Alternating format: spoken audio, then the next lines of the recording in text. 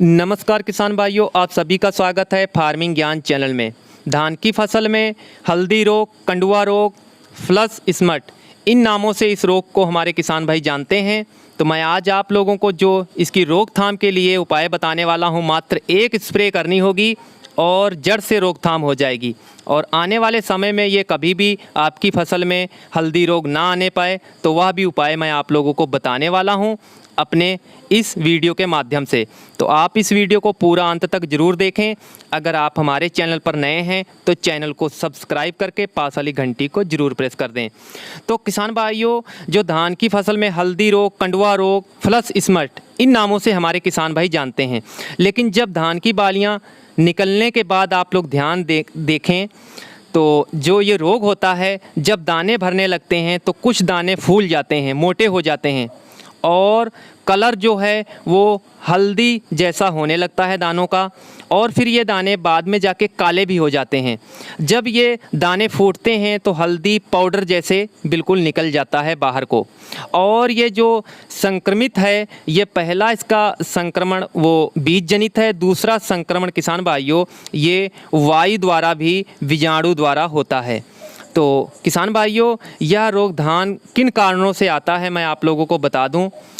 जब हवा में नमी की मात्रा अधिक हो जाती है, तापमान ज़्यादा यानी 25 से 35 डिग्री सेंटीग्रेड हो जाता है, उस समय इसके चांस ज़्यादा रहते हैं। और किसान भाइयों, जो हल्दी रोग है, कंडुआ रोग है, इसके लिए हमारे किसान भाइयों को कुछ सावधानियां बरतनी चाहिए। तो ये आपकी धान की फसल में कभी भी नहीं आएगा। तो किसान भाइयों, जब संक्रमित हमारे फसल हो जाती है तो सीधा सीधा उत्पादन पे भी प्रभाव पड़ता है। तो पिछले साल वाले जो हमारे किसान भाई फसल अवशेष होते हैं, उनको अच्छे से नष्ट कर देना चाहिए और यूरिया का अधिक प्रयोग नहीं करना चाहिए। और जब गर्मी की हम जुताई करते हैं तो बहुत अच्छी और गहरी जुताई करनी चाहिए। तो किसान भाइयों, अब बात आती है जो बीज उपचार की। तो किसान भाइयों, बीज उपचार बहुत ही महत्वपूर्ण होता है किसी भी फसल का। और बीज उपचार रासायनिक द्वारा और जैविक तरीके से करना चाहिए धान की फसल का। बहुत अच्छा ट्रीटमेंट जब होगा तो धान की फसल में किसी प्रकार की फंगस रोग का अटैक भी नहीं होगा, कोई रोग भी नहीं आएंगे। और इसको अब रोकथाम कैसे करनी है, अगर आपकी धान की फसल में हल्दी रोग कहीं कहीं दिख भी रहा है तो उसका आप लोगों को एक स्प्रे करना होगा, जो मैं आप लोगों को टेक्निकल बताने वाला हूं। और बहुत ही अच्छी से रोकथाम भी हो जाएगी। और सबसे महत्वपूर्ण बात आती है कि इस समय अपने धान की फसल में जो पानी खड़ा है उसको निकाल कर खेत को एक बार सुखा दें। हवा लग जाएगी ज़मीन के अंदर और किसी प्रकार का रोग भी नहीं आएगा और फंगस भी नहीं लगेगी। ज़्यादा दिनों तक पानी जब खड़ा रहता है तो उस समय की स्थिति में हमारे धान की फसल कमज़ोर होने लगती है। लेकिन जब बालियां किसान भाइयों निकल आती हैं, उस समय तो पानी को रखना ही होता है खेत के अंदर। और अब मैं जो आप लोगों को बताने जा रहा हूं, नोट करें। किसी एक का स्प्रे करना होगा। पिकॉक्सीस्ट्रोबिन 7% प्लस प्रोपिकोनाजोल 12% SC में जो आती है, इसकी मात्रा लगेगी किसान भाइयों 400 ml और पानी की मात्रा रहेगी 200 लीटर। 200 लीटर पानी की आवश्यकता किसान भाइयों इस समय धान की स्प्रे अगर आप करते हैं तो होनी चाहिए पूरा रिजल्ट लेने के लिए। ये ग्लेलियो वी के नाम से भी मार्केट में आती है। अगर इसका आप स्प्रे करते हैं तो शीथ ब्लाइट और नेक ब्लाइट में भी इसका काम है, गर्दन तोड़ को भी रोकती है।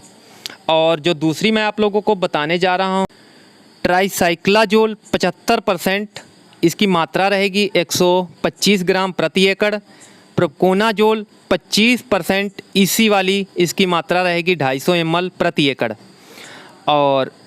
और मैं आप लोगों को जो बता रहा हूँ, ट्राइफ्लोक्सीस्ट्रोबिन 25% प्लस टेपकोनाजोल 50% WDG, इसकी मात्रा रहेगी किसान भाइयों 2.5 लीटर प्रति पानी में 1 ग्राम। तो किसी एक टेक्निकल को आपको स्प्रे करना होगा और मार्केट से लेके पानी की मात्रा 200 लीटर रहेगी। मैंने पहले भी आप लोगों को बताया है। सावधानी की बात मैंने जो आप लोगों को बताई है, आने वाले समय में किसान भाइयों बीज उपचार बहुत अच्छे से करना चाहिए। धान की फसल का बीज उच्च क्वालिटी का होना चाहिए, प्रमाणित बीज लेना चाहिए। घर पे बीज तैयार कर रहे हैं तो मैंने अपने चैनल पे वीडियो अपलोड कर रखा है और आने वाले समय में मैं कुछ दिनों में धान का जो बीज तैयार किया जाता है घर पे, उसमें क्या सावधानियां रखनी चाहिए जो बहुत ही उच्च क्वालिटी का तैयार कर सकते हैं, तो वह वीडियो आप लोग ज़रूर देखिएगा। और बीज उपचार ज़रूर करना चाहिए, रासायनिक जैविक तरीके से भी, इंसेक्टिसाइड से भी, और मैंकोजेब, कार्बेंडाजिम, ये सब टेक्निकल जो आते हैं सभी का आप लोगों को ट्रीटमेंट करना होगा। तो मेरी जानकारी अच्छी लगी होगी किसान भाइयों, तो लाइक ज़रूर कीजिएगा, किसान हित में शेयर भी कीजिएगा। धन्यवाद।